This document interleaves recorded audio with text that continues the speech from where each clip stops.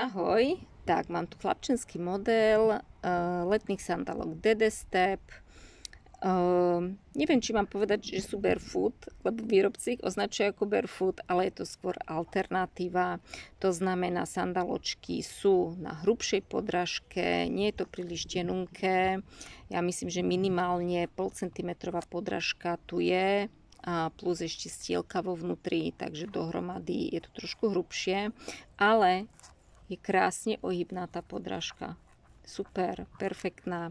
Vpredu trošku pretiahnutá cez prstíky dieťatka, vzadu vyvýšená pod petou, takže nie je to nulový drop.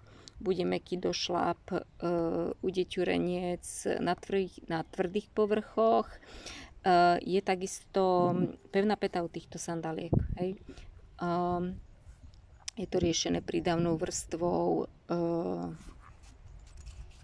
kože. Dokonca myslím, že až dve kože sú tu spojené, pretože tá peta je naozaj pevnejšia. Sandálky majú pekný tvar prstíkov, celkom to kopíruje aj dominantný prvý prštiek, aj prvé dva prštieky. Trošku sa to stáča, palček sa trošku stáča k druhému prštieku, ale myslím, že tu nie je nič strašné. V každom prípade upozorním na to. Petička je taká širšia, normálna až širšia. Určite nebude to úplne vyhovovať deťurencom s úzkými petami. Topánky sú kožené, takže tento zvršok je kožený, aj vnútrajšok je kožený. Takže takto, stielka je barefootová, to znamená, že rovná, netvarovaná pod klembou, naozaj mekučká, to už ukazujem u všetkých topanočiek, príjemná na mäkký došlap.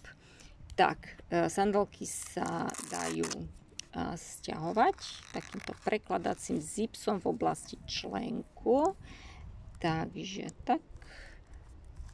A môžete si mierne upraviť sandáločky aj v oblasti priehlavku. Tak.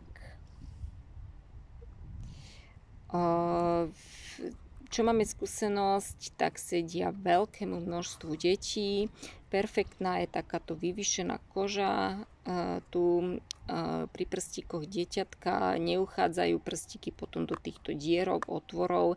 Inak sú tie sandálky fakt otvorené. Výrobca otvoril, čo sa dá. Takže kľudne môžu deťurence aj na boso behať v sandálkach. Všetko bude v poriadku a myslím, že ani v lete im nebude príliš teplo, lebo všade sa vetrá.